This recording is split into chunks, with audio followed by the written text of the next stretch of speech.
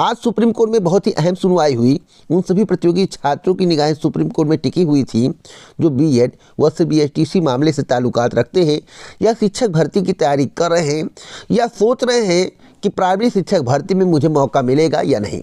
यानी कि बीएड वाले ज़्यादा घबराए हुए हैं। बीएसटीसी वाले कह रहे हैं कि हमारी जीत सुनिश्चित है, लेकिन बीएसटीसी वाले कह रहे हैं भैया चंदा दीजिए, नहीं तो आगे क्या होगा कैसे होगा इस पर भी मंथन चल रहा है। क्योंकि हर एक जानकारी कलेक्ट करता हूँ, उसके बाद मैं आप तक पहुँचाता हूँ। पैसे के बिना इस पृथ्वी पर कुछ नहीं होने वाला है। पैसा रहेगा तभी वकील साहब आपकी बहस करने जाएंगे। यानी कि सुप्रीम कोर्ट में अगर आपको केस फाइल करनी है तो आपके पास खूब पैसा होना चाहिए, या तो कोई ऐसा व्यक्ति मिल जाए जो फ्री में आपका केस लड़ दे। लेकिन मैं आपको बताना चाहता हूँ ऐसे लोग सुप्रीम कोर्ट में नहीं मिलते हैं, मिलते हैं तो बहुत कम मिलते हैं। कई मेल मेरे पास आ चुके हैं, टेलीग्राम पर भी मेरे पास मैसेज आया है। कमेंट में लोग पूछ रहे हैं सर बताइए कौन जीतेगा, बीएड जीतेगा या बीएसटीसी जीतेगा। क्योंकि सुप्रीम कोर्ट में जो मामला है वह पूरे भारत में जितने भी प्रतियोगी छात्र हैं जो बीएड व बीएसटीसी से ताल्लुकात रखते हैं, शिक्षक भर्ती से ताल्लुकात रखते हैं, उनके भविष्य का सवाल है। जज साहब की बातों से क्या लग रहा था आज की सुनवाई में, सरकार किसके पक्ष में है, इस पर पूरी जानकारी दूंगा। और कितना रेशियो है, यानी कि मेरा कहने का तात्पर्य है कि रेशियो क्या है, किसका पक्ष ज़्यादा मजबूत है, किसका पक्ष कम मजबूत है और किसके जीतने के चांस हैं। और जज साहब अगर किसी के पक्ष में फैसला नहीं करते हैं तो जज साहब क्या करेंगे, पूरी जानकारी दूंगा। एक तर्क सहित बात करूंगा और मैं आपको समझाने का प्रयास करूंगा, इसलिए वीडियो को पूरा देखिएगा, स्किप मत करिएगा। बीएड प्रवेश परीक्षा 2023 का पूरा कार्यक्रम मैं आपको बताऊंगा, कब से आवेदन होंगे, कब परीक्षा होगा और कब परिणाम आएगा। नई प्राइमरी टीचर वैकेंसी 2023 को लेकर बड़ी अपडेट है। नई प्राइमरी टीचर वैकेंसी के संबंध में आप लोग बार बार पूछते हैं और आपको मालूम होगा कि बीएड अगर प्राथमिक से बाहर हो जाएगा तो क्या स्थिति होगी, क्या बीएड बाहर होगा, तो पूरी जानकारी इसी वीडियो में मिलेगी। और प्राथमिक शिक्षक भर्ती कब तक आने की उम्मीद है और जो डाटा दिया गया 67,000 का, क्या उससे आगे का डाटा प्राप्त होगा, पूरी जानकारी दूंगा। 100% ऑथेंटिक बताऊंगा। वीडियो को स्किप मत करिएगा, एक एक पॉइंट को सुनने का प्रयास करिएगा, समझने का प्रयास करिएगा। यूपी टेट 2023 परीक्षा का पूरा कार्यक्रम कब तक जारी होगा, क्या प्रक्रियाएं चल रही है और किस महीने के बाद परीक्षा होने के चांस है, इस विषय में इस वीडियो में पूरी जानकारी मिलेगी। तो सबसे पहले मैं बात करूंगा बीएड वर्सेस बीएसटीसी में कौन जीतेगा। मैं आपसे बताना चाहता हूं बीएड वर्सेस बीएसटीसी मामले में सबसे ज़्यादा पक्ष अगर किसी का मजबूत है तो बीएसटीसी का है। फिर मैं आपको बता दे रहा हूं, कई बार बता चुका हूं। रेशियो क्या है, 70 और 30 का रेशियो है। जज साहब जब बोल रहे थे और जब कोर्ट में बहस हो रही थी, जो लोग जुड़े हुए थे उनसे पूछिए क्या हालात थे। मान लीजिए सरकार के पक्ष में ही फैसला आता है तो कुछ बीएड को राहत दिया जा सकता है। और मैं आपको बताना चाहता हूं जो ब्रिज कोर्स वाला मामला है आपको मालूम होना चाहिए। और आप प्राथमिक शिक्षक भर्ती के लिए क्या एलिजिबिलिटी है, जूनियर शिक्षक भर्ती के लिए क्या एलिजिबिलिटी है, लेक्चरर के लिए क्या एलिजिबिलिटी है, बीएड वाले या बीटीसी वाले कहाँ कहाँ एलिजिबल है। देखिए बीटीसी के पास एक ही रास्ता है प्राथमिक, उसके अलावा उनके पास कोई भी रास्ता नहीं है। लेकिन बीएड के पास कई रास्ते हैं। या तो बीएसटीसी मामले को देखते हुए, बीएड मामले को देखते हुए बीटीसी को सभी भर्तियों के लिए एलिजिबल कर दिया जाए। अगर बीएड वाले प्राथमिक के लिए एलिजिबल हो सकते हैं और ब्रिज कोर्स की जो बात है उसको सरकार करवा सकती है, तो आखिरकार बीटीसी वाले अन्य भर्तियों के लिए एलिजिबल क्यों नहीं हो सकते। पहला रीजन, जो बीटीसी का कोर्स होता है और बीएड का कोर्स होता है उसमें क्या अंतर होता है।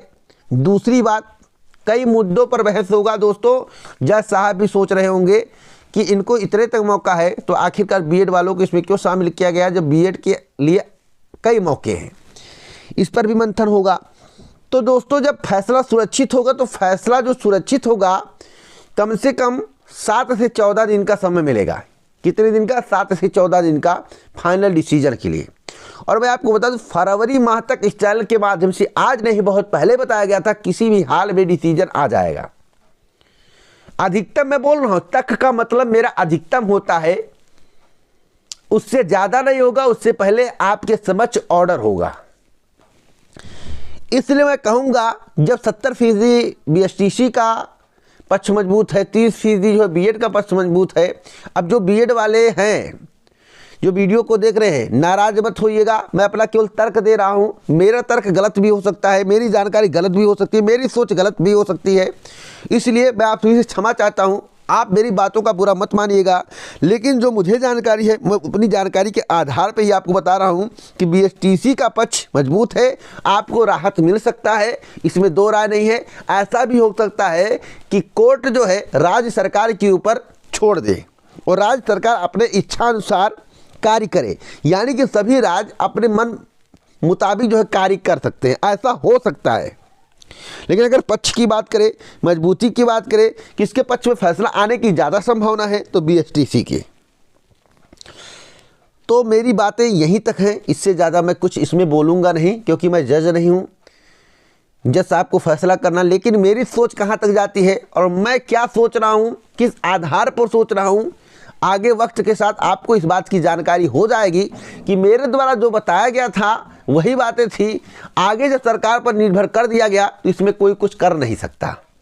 बात में सत्यता हो तो कमेंट करके लाइक ज़रूर करना। अगली अपडेट है बीएड प्रवेश परीक्षा 2023 के पूरे कार्यक्रम को लेकर हमारे पास कई कमेंट आए हैं।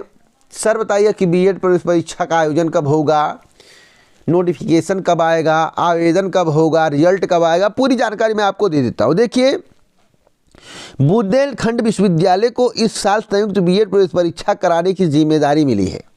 इसके लिए 10 फरवरी से ऑनलाइन आवेदन लिए जा सकते हैं। शासन की ओर से विश्वविद्यालय को जारी पत्र में 1 फरवरी को बीएड संयुक्त प्रवेश परीक्षा का विज्ञापन जारी करने के निर्देश दिए गए हैं। प्रवेश परीक्षा के लिए ऑनलाइन आवेदन 10 फरवरी से 10 मार्च तक लिए जा सकेंगे, जिसकी संभावनाएं प्रबल है, 99% चांस है। अप्रैल माह में प्रवेश परीक्षा का आयोजन होगा, यानी कि 21 से लेकर 28 के बीच में, 21 अप्रैल से लेकर 28 अप्रैल के बीच में परीक्षा का आयोजन हो सकता है। और परिणाम जो है मई के 4th वीक तक जारी कर दिया जाएगा, मई के 4th वीक तक। तो यही जानकारी थी और जो मुझे जानकारी रहती है इस चैनल के माध्यम से आपको दी जाती है। वैसे बहुत डिले हो जाएगा तो जून का 1st वीक हो जाएगा, इससे ज़्यादा डिले नहीं होगा मेरी जानकारी के अनुसार परिणाम आने में। अगली अपडेट है नई प्राइमरी टीचर वैकेंसी को लेकर। हमने आपसे कहा है कि घर में बैठने से कुछ नहीं होगा। अगर आप घर से थोड़ा बाहर निकलेंगे, अपनी बातें सरकार तक पहुंचाने का प्रयास करेंगे, 2024 चुनाव का माहौल है तो हो सकता है आपको थोड़ा लाभ मिल जाए। मैं उपद्रव करने की बात नहीं कर रहा हूं, मैं आपको डंडा खिलवाने के लिए नहीं कह रहा हूं, मैं केवल इसलिए कह रहा हूं जिससे आपका मुद्दा थोड़ा हाईलाइट हो जाए। वैसे गोदी मीडिया आपके मुद्दे को उठाती नहीं है, गोदी मीडिया क्या कर रही सभी को पता है, लेकिन इतना कहूँगा अगर मीडिया कितनों भी चुप रहेगा तो समाचार पत्र में आपकी खबर आएगी, लोग देखेंगे, इससे भी प्रभाव पड़ता है। लेकिन कुछ लोगों के आने से कुछ नहीं होगा। जब तक संख्या अधिक नहीं होगा, जितने बीएड या बीटीसी वाले लोग नहीं हैं, जितने यूपी टेट वाले क्वालिफाई लोग हैं, वे सभी अगर मैदान में आते हैं तो इसका लाभ अवश्य मिलेगा और नई प्राथमिक शिक्षक भर्ती आपको देखने को मिलेगी। वैसे इस चैनल के माध्यम से बताया गया है कि 2023 में नई प्राथमिक शिक्षक भर्ती का विज्ञापन जारी होगा, लेकिन चुनाव से 4 से 6 महीने पहले जारी होगा। ऐसा भी हो सकता है कि आवेदन लेकर छोड़ दिया जाए, ऐसा भी हो सकता है परीक्षा करा लिया जाएगी, परिणाम जारी ना किया जाए। ये 2 कंडीशन हो सकते हैं। वैसे पदों की संख्या इंक्रीज होने की संभावनाएं प्रबल है। क्यों इंक्रीज होने की संभावनाएं प्रबल है? जैसा कि आपको मालूम होगा 67,000 का जो ब्यौरा प्राप्त हुआ है 13 जनवरी को, उसको देखा जाए तो उसमें प्रमोशन वाले पद हैं, यानी कि प्रमोशन के बारे में जानकारी दी गई। डाटा जो मांगा था प्रमोशन को लेकर मांगा गया था, लेकिन जब प्रमोशन होंगे तो अभी पद रिक्त होंगे। सरकार के द्वारा सुप्रीम कोर्ट में पहले ही हल्फनामा दिया गया है, आपको मालूम होगा। इससे पहले 69,000 शिक्षक भर्ती, 68,500 शिक्षक भर्ती के पद के बारे में आपको जानकारी होगी।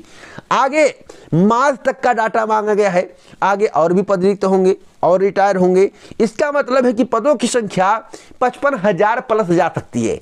यानी कि अगर आप थोड़ा प्रयास करते हैं तो 60 से लेकर 70,000 पदों में भर्ती का विज्ञापन आ सकता है। इसलिए आपको प्रयास करना चाहिए। अगर पद को इंक्रीज करना है। सरकार सोचती है जब कोई भाई कुछ बोल ही नहीं रहा है तो जो विज्ञापन निकालने की क्या आवश्यकता है। लेकिन शिक्षा व्यवस्था को सुचारू रूप से चलाने के लिए भर्ती करनी पड़ेगी। सरकार चाहेगी तो आउटसोर्सिंग पर भर्ती कर देगी, क्या कर लोगे। इसलिए अपनी मांगों को सरकार तक पहुंचाने के लिए आपको प्रयास करना चाहिए। अगर आपकी मांग सरकार तक पहुंचती है और सरकार के दिमाग में आ जाता है और इस बात का ख्याल आता है कि 2024 का चुनाव है और डबल इंजन की सरकार है, अगर केंद्र से मोदी जी चले गए या उनकी सत्ता चली गई तो उत्तर प्रदेश का क्या होगा, उत्तर प्रदेश में दोबारा मेरी सरकार आएगी या नहीं आएगी, यह भी चिंता का विषय है। तो इसमें आपको लाभ मिल सकता है, भले ही विधानसभा चुनाव में आपको लाभ ना मिले, क्योंकि केंद्र में जब तक मोदी जी हैं तब तक यूपी में योगी जी का वर्चस्व कायम है। क्यों कायम है, इसका रीजन है। देखिए, जो भी चुनाव होते हैं वर्तमान में मोदी जी के नाम पर होते हैं। अगर केंद्र से मोदी जी को हटा दिया जाए, केंद्र में मोदी जी ना रह जाएं और मोदी ब्रांड खत्म हो जाए, यानी कि मोदी का कोई भी वर्चस्व केंद्र में ना, उनकी सरकार चली जाए, तो उत्तर प्रदेश में जो मोदी के नाम पर प्रचार होता है, जिस तरह से मोदी जी भाषण देते हैं, वह सब समाप्त हो जाएगा दोस्तों। उसके कारण जो है उत्तर प्रदेश में योगी जी की सत्ता जा सकती है। मेरी जानकारी ये थिंक है, लोग कहते हैं, मैं वही बता रहा हूँ, इससे ज़्यादा मैं कुछ नहीं बता रहा हूँ। इसलिए आपको नई प्राथमिक शिक्षक भर्ती में या नई प्राथमिक शिक्षक भर्ती का विज्ञापन जारी करवाने के लिए थोड़ा मैदान में आना चाहिए, शांतिपूर्वक सरकार तक बात पहुंचाना चाहिए। इसका लाभ आपको 2024 चुनाव के पहले मिल सकता है। भले ही यूपी विधानसभा चुनाव 2026 या 27 में आपको लाभ ना मिले, या इसके पहले जो 2022 का विधानसभा चुनाव था उसमें लाभ ना मिला हो, क्योंकि केंद्र में मोदी जी उस समय थे, इसलिए घबराने वाली कोई बात नहीं थी, ऐसा लोगों का मानना है। तो आपको मैंने बता दिया आपको क्या करना है। अगली अपडेट है यूपी टेट 2023 पूर्व परीक्षा को लेकर। दोस्तों, नए आयोग की गठन की चर्चा चल रही। एक तरफ प्रयागराज में विरोध भी हो रहा है, लोग धरना प्रदर्शन भी कर रहे हैं। यूपी टेट करवा दें, अच्छी बात है। नए आयोग का गठन करते रहे, जब नए आयोग का गठन हो जाए तो आगे जो यूपी टेट होने वाला है उसको करवा दें, जिससे भर्तियां फंसे ना, भर्तियों की परीक्षा हो जाए। टीजीटी इत्यादि भर्तियां फंसी हुई हैं, इसी के चक्कर में नई एलटी ग्रेड भी फंसने वाली है, नए आयोग के चक्कर में है। तो सरकार को इस पर विचार करना चाहिए। लेकिन मेरी जानकारी के अनुसार यूपी टेट 2023 की परीक्षा कब हो सकती है दोस्तों, जुलाई के पहले किसी भी कीमत में होने के चांस अभी नहीं दिख रहे हैं। अगर नए शिक्षा सेवा आयोग के माध्यम से परीक्षा का आयोजन होता है, अगर नए शिक्षा सेवा आयोग के माध्यम से परीक्षा का आयोजन नहीं होता है तो आपकी परीक्षा समय से हो जाएगी, यानी कि जुलाई माह तक हो जाएगी, अधिकतम जुलाई माह तक हो जाएगी। तो अब यह देखना होगा कि नए शिक्षा सेवा आयोग का गठन होता है, उसके बाद यूपी टेट की परीक्षा होती है, या सरकार या उत्तर प्रदेश के मुख्यमंत्री योगी जी का दिमाग थोड़ा बदलता है और कह देते नहीं, पहले परीक्षा कराते रहो, सब कुछ प्रक्रिया उसी तरह से चलेगी, आगे जब आयोग का गठन हो जाएगा तो उसमें ट्रांसफ़र कर दिया जाएगा, मर्ज कर दिया जाएगा। ऐसा भी हो सकता है, इसके लिए आपको थोड़ा वेट करना पड़ेगा। लेकिन अभी की जानकारी के अनुसार जुलाई के पहले परीक्षा होने के 1% चांस नहीं है। तो सही सटीक जानकारी के लिए हमसे जुड़ सकते हैं।